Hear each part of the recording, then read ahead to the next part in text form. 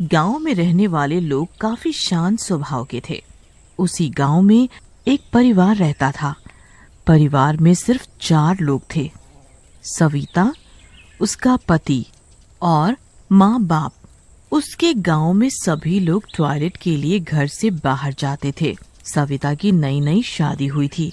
उसे टॉयलेट के लिए बाहर जाना अच्छा नहीं लगता था। सुनो जी, घर में एक टॉयलेट बनवा लेते हैं। मुझे टॉयलेट के लिए बाहर नहीं जाना। ठीक है, मैं इस बारे में घर पर एक बार बात करता हूँ। उसने घर पर टॉयलेट बनवाने के लिए माँ और पापा से पूछा। अरे, ये क्या बोल रहे हो बेटा? घर के अंदर टॉयलेट? नहीं नहीं नहीं, ये ठीक नहीं है। इस घर में हम रहते हैं और इसी घर में टॉयलेट जाएंगे? नहीं, घर में टॉयलेट नहीं बनेगा। बेचारी सविता कहती भी तो क्या कहती, वो शांत रही। एक दिन सविता सुबह टॉयलेट के लिए गई।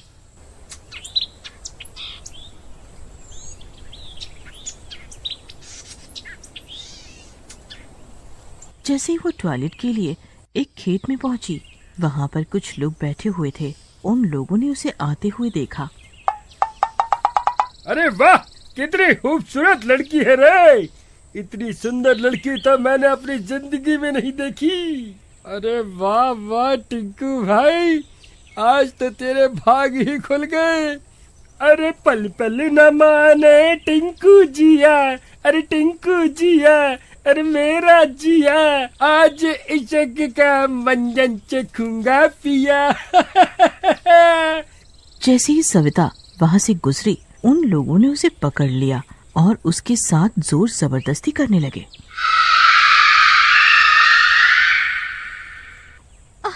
बचाओ, बचाओ, कोई मुझे बचाओ, बचाओ इन लोगों से। चिल्ला मत, यहाँ तुझे हम लोगों से बचाने वाला कोई नहीं है।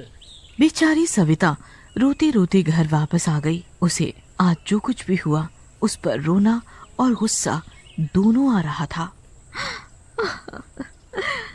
अब मैं किसी को क्या मुंह दिखाऊंगी? सब मुझे ही गलत समझेंगे।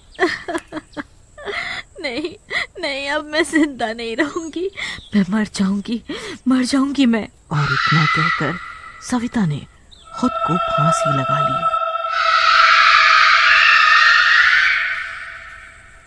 सविता ने मरने के बाद एक भयानक चुड़ैल का रूप ले लिया।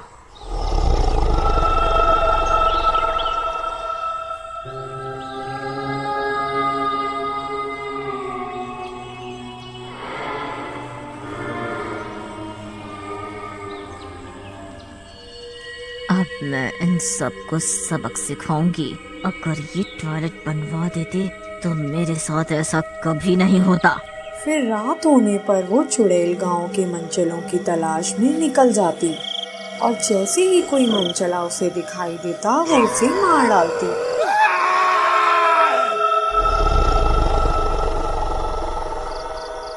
वहीं गांव में हो रही रोज रोज इन मौतों से दुखी होकर गांव वाले एक जगह जमा होते हैं। धनिया भैया, हम सोचा था कि क्यों ना हर औरत के साथ उसका मर्द जाए, ताकि पता तो चले कि माजरा का है और ये सब मौत काहे को हो रही है।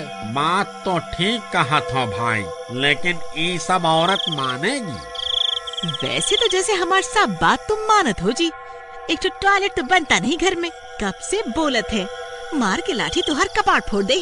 अरे भगवान, गुस्सा काहे करती हो? बनवा तो दे, लेकिन जो मजा खुले में है वो घर में कहाँ? इसी तरह कुछ दिन बीत जाते हैं।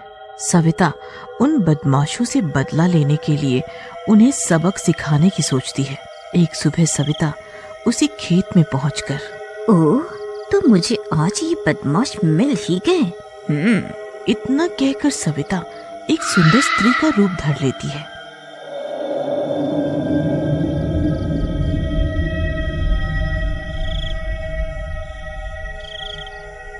और उन बदमाशों के निकट जा। वाह, आज तो फिर से एक शिकार खुद चलकर हमारे पास आ रहा है। तुम सा कोई प्यारा कोई मासूम नहीं है, क्या चीज हो तुम जान तुम्हें मालूम नहीं है। ए, रुको, तुम हमसे बचकर नहीं जा सकती। आज तुम दोनों की वजह से ही मैं इस हालत में हूँ। अब तुम में से कोई भी जिंदा नहीं बचेगा।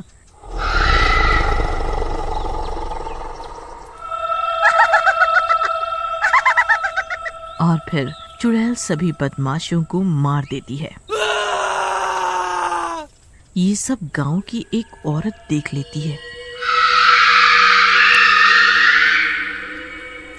वो वापस गांव की ओर डरते डरते भागते हुए आती है। गांव में पहुंचकर औरत सभी को इकट्ठा करती है और बोलती है, तुम सभी गांव वालों और घर वालों की वजह से ही बेचारी सविता को अपनी जान देनी पड़ी। इतना कहकर सभी को सारी बात बताती है जो खेत में उसने देखा था। सभी को ये सुनकर अपने ऊपर बहुत शर्मिंदगी महसूस होती है। तभी गांव के मुखिया कहते हैं, अब हमें इसके खिलाफ कोई ठोस कदम उठाना पड़ेगा, वरना सविता की आत्मा हम में से किसी को भी जिंदा नहीं छोड़ेगी। मेरे मुताबिक हम सभी को चलकर सविता से माफी मांगनी चाहिए। क्या पता वह हम सबको माफ कर दे और हम सबको कुछ न कहे। सुनो, अब तुम हम सबको उस जगह ले चलो जहाँ तुमने सविता की आत्मा को देखा था। चलो चलो, जल्दी चलो, वरना क्या पता सविता वहाँ से चली जाए और हम सब उससे माफी भी न मांग पाएं।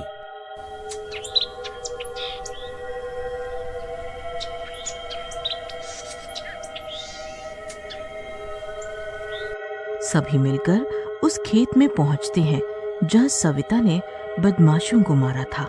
जब वे वहां पहुंचते हैं तो सविता अभी भी वहीं पर खड़ी होती है। उसका मुंह एकदम लाल रंग का होता है, आंखें एकदम बड़ी बड़ी और लाल लाल होती हैं, बाल खुले हुए होते हैं। सभी गांव वाले बहुत डरे हुए होते हैं ये सब देखकर।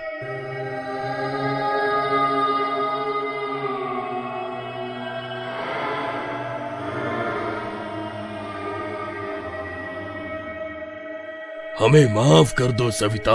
मुझे भी माफ कर दो सविता। आज तुम जो कुछ भी हो सब मेरी ही गलती की वजह से हो। अगर उस दिन मैं थोड़ी हिम्मत करके माँ की बात ना सुनकर टॉयलेट बनवा देता तो तुम्हारे साथ जो कुछ भी हुआ शायद वह ना होता। कृपया मुझे भी माफ कर दो। हाँ बेटी, हाँ मेरी भी गलती है जो मैंने तुम्हारी बात नहीं मानी। अरे आप लोग कृपया मेरे आगे हाथ नहीं जोड़े। आप सभी मेरे से बड़े हैं। आप लोग सच्ची में मेरे से माफी मांगना चाहते हैं अगर, तो आप सभी अपने अपने घरों में टॉयलेट बनवाइए ताकि जो कुछ मेरे साथ हुआ वो सब गांव की किसी और औरत के साथ कभी ना हो, और तभी सच्चे मायने में मेरी आत्मा को शांति मिलेगी। अरे क्यों नहीं बेटा सविता, हम सभी गांव वाले अपने अपने घरों में टॉयलेट जरूर बनवाएंगे। माँ, पिताजी, मेरी आपसे एक विनती है कि आप मेरे पति की दूसरी शादी करवा दीजिए। नहीं नहीं, मैं ऐसा बिल्कुल नहीं करूँगा। मैं दूसरी शादी नहीं कर सकता। मैंने सिर्फ तुमसे ही प्यार किया था और तुमसे ही करता रहूंगा हमेशा। नहीं जी, आप मेरी बात को समझ नहीं रहे। आपकी जिंदगी अभी बहुत बड़ी है। मैं नहीं चाहती कि आप यूं ही कष्टों में अपनी आगे की जिंदगी को जिए। इसलिए मेरी आपसे विनती है कि आप दूसरी शादी कर लें। ठीक है प्रिय सविता, तुम कहती हो तो मैं मान जाता हूँ। फिर कुछ दिनों बाद पूरे गांव में टॉयलेट बन जाते हैं और सविता के पति की दूसरी शादी भी हो जाती है। अब सविता की आत्मा को शांति मिल जाती है और वो हमेशा हमेशा के लिए चली जाती है। एक छोटे से शहर में नितिन नाम का एक आदमी रहता था। वो पत्नी कविता, बेटी रेखा के साथ रहता था। वो अपनी बेटी से बेहद प्यार करता था। एक दिन की बात है, उस दिन बहुत जोरों की बारिश हो रही थी और नितिन को ऑफिस के लिए निकलना था। बारिश थी कि थमने का नाम ही नहीं ले रही थी। नितिन अपनी पत्नी कविता से कहता है, मुझे नहीं लगता कि अभी ये बारिश जल्दी रुकेगी। बारिश के रुकने का इंतजार करता रहा तो मैं ऑफिस के लिए लेट हो जाऊंगा। ठीक है कविता, मैं निकलता हूँ। नितिन अपने ऑफिस के लिए निकल ही रहा था कि तभी उसकी पत्नी कविता नितिन को रोकती है। बाहर इतनी जोरों की बारिश हो रही है, ऐसे में तुम ऑफिस कैसे जाओगे? आज रहने दो, ऑफिस मत जाओ। अरे नहीं, आज मेरा ऑफिस जाना बहुत जरूरी है। आज मेरी ऑफिस में मीटिंग है। आज तो मुझे हर हालत में ऑफिस जाना ही होगा। ये कहकर नितिन अपनी गाड़ी निकालकर उसमें बैठ जाता है और ऑफिस के लिए निकल जाता है। बाहर बड़े जोरों की बारिश हो रही थी, चारों ओर पानी ही पानी दिखाई दे रहा था। तभी वो देखता है, ये भीड़ कैसी? चल कर देखता हूँ। नितिन गाड़ी से उतरकर भीड़ में देखने जाता है। वो देखता है कि एक 8 साल की बच्ची खून में लथपथ पड़ी है, दर्द से कराह रही है। सभी लोग उसे घेर कर खड़े देख रहे हैं। नितिन सब लोगों से कहता है, अरे इसे अस्पताल लेकर जाना पड़ेगा। इसे जल्दी से अस्पताल लेकर चलो, नहीं तो ये मर जाएगी। पर कोई भी उस बच्ची की मदद के लिए नहीं आता। नितिन उस बच्ची से कहता है, बेटा तुम चिंता मत करो, मैं तुम्हें अभी अस्पताल लेकर चलता हूँ। नितिन देखता है कि उसे बुरी तरह चोट लगी हुई है।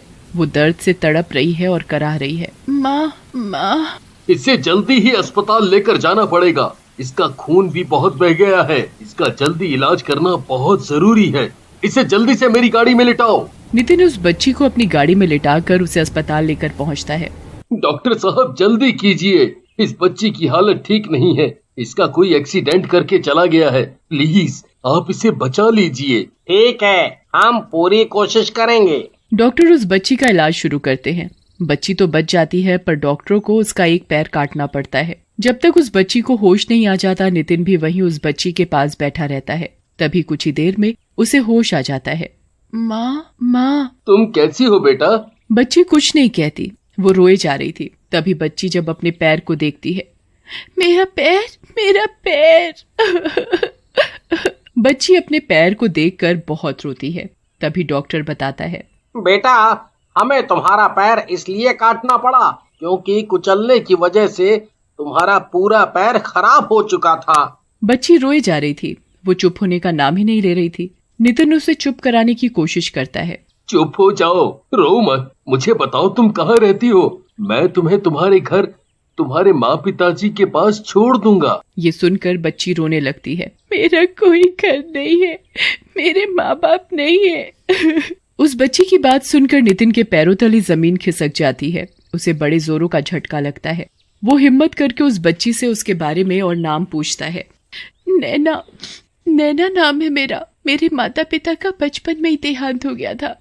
फिर दादी ने मुझे पाला, पर वो भी मर गई। अब मैं बिल्कुल अकेली हूँ, मेरा कोई नहीं है। नितिन कुछ देर चुप हो जाता है और कुछ सोचकर नैना से कहता है, तुम अपने आप को अकेली मत समझो। तुम मेरे साथ मेरे घर चलो। आज से तुम मेरे घर में ही रहोगी। मेरी बेटी बनकर रहना।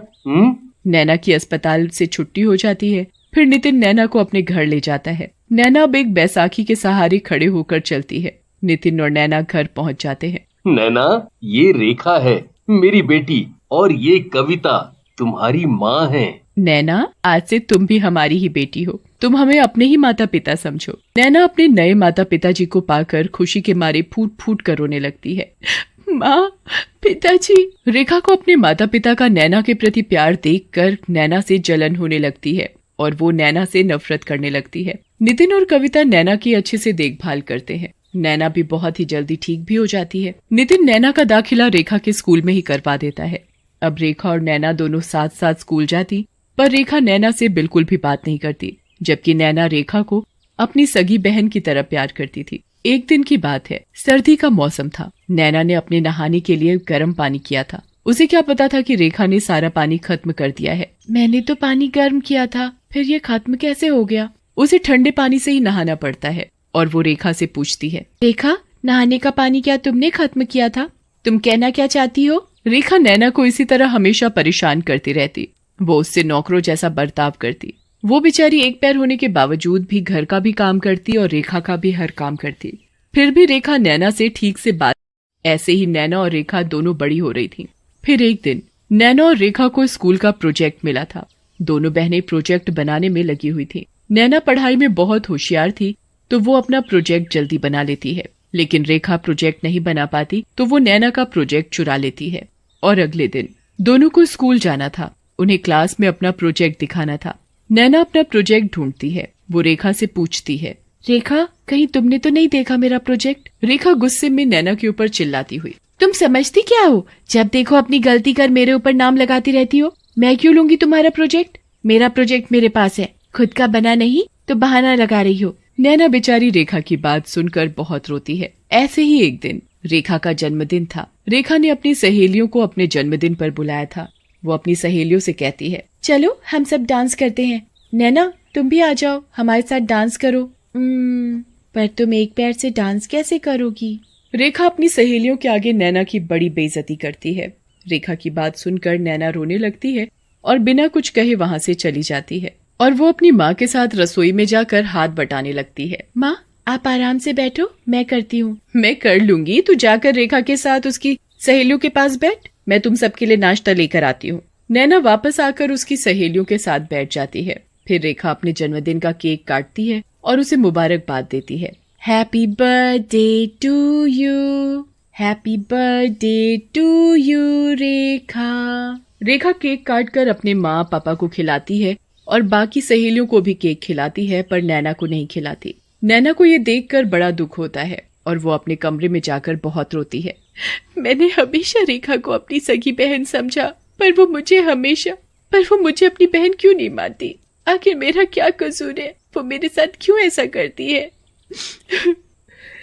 नैना रोते रोते सो जाती है और अगले दिन रेखा अपनी माँ से कहती है, माँ मेरी स्कूल की सारी सहेलियाँ पिकनिक पर जा रही हैं, मैं भी उनके साथ घूमने जाऊँ? ठीक है चली जाओ। नैना तुम भी जा रही हो ना पिकनिक पर? माँ मेरा मन नहीं है पिकनिक पर जाने का, मैं वहाँ जाकर क्या करूँगी? माँ रहने दो ना, जब ये नहीं जाना चाहती क्यों जबरदस्ती कर रही हो?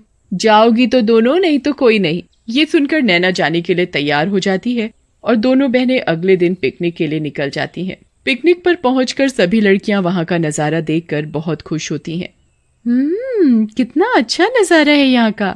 हाँ वाकई में बहुत ही सुंदर जगह है और ये नदी तो और भी खूबसूरत है। सभी लड़कियां अपना अपना ग्रुप बनाकर घूमने लगती हैं।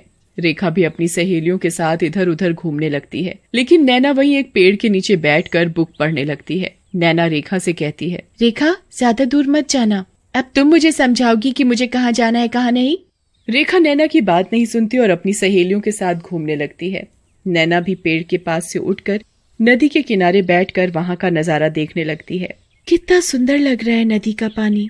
रेखा नैना को नदी के किनारे अकेला बैठा देखती है तो उसके दिमाग में एक ख्याल आता है, क्यों ना मैं इसे नदी में धकेल दूं, मेरा इससे पीछा भी छूट जाएगा। यहाँ पर कोई है भी नहीं, इससे किसी को मुझ पर शक भी नहीं होगा। जैसे ही रेखा नैना को धक्का देने के लिए अपना हाथ आगे बढ़ाती है तो उसका बैलेंस बिगड़ जाता है और वो नैना को गिराने के चक्कर में खुद नदी में गिर जाती है और डूबने लगती है। बचाओ बचाओ, कोई मुझे बचाओ। रेखा को नदी में गिरता देख नैना मदद के लिए आवाज लगाती है, कोई बचाओ, मेरी बहन को कोई बचाओ। नैना मदद के लिए चिल्लाए जा रही थी पर आसपास कोई नहीं था। नैना को कुछ समझ में नहीं आ रहा था कि वो अपनी बहन को कैसे बचाए। तभी वो रेखा को बचाने के लिए खुद नदी में कूद जाती है और उसे बचाने की कोशिश करती है। मैं तुम्हें कुछ नहीं होने दूंगी, मैं तुम्हें बचा लूंगी। नैना ने रेखा को पकड़ रखा था और नैना पूरी कोशिश कर रही थी रेखा को बचाने की, पर एक पैर होने की वजह से वो भी डूबने लगती है। तभी वहाँ रेखा की सहेलियां आ जाती हैं और वो रेखा और नैना को डूबता हुआ देखती हैं। रेखा नैना तुम चिंता मत करो, मैं अभी किसी को बुलाकर लाती हूँ। रेखा की सहेलियां स्कूल के सर को बुलाकर लाती हैं। स्कूल के सर नदी में कूदकर रेखा और नैना दोनों को बाहर निकाल कर बचा लेते हैं। रेखा को होश था लेकिन नैना अभी तक बेहोश थी। नैना को इस तरह बेहोश देखकर रेखा मन ही मन पछता रही थी। उसे अपनी गलती का एहसास होता है। हे भगवान, ये मैंने क्या कर दिया? अपनी ही बहन को मारने चली थी। भगवान मुझे माफ कर दो, मेरी नैना को बचा लो। फिर सभी नैना को अस्पताल ले जाते हैं। वहाँ उसके माँ पिताजी भी आ जाते हैं और नैना का इलाज करवाते हैं। और जैसे ही नैना को होश आता है, नैना मुझे माफ कर दो, मैंने तुम्हारे साथ कितना गलत किया, फिर भी तुमने मेरी जान बचाई। जान कैसे नहीं बचाती, तुम मेरी बहन जो हो। मेरी बहन,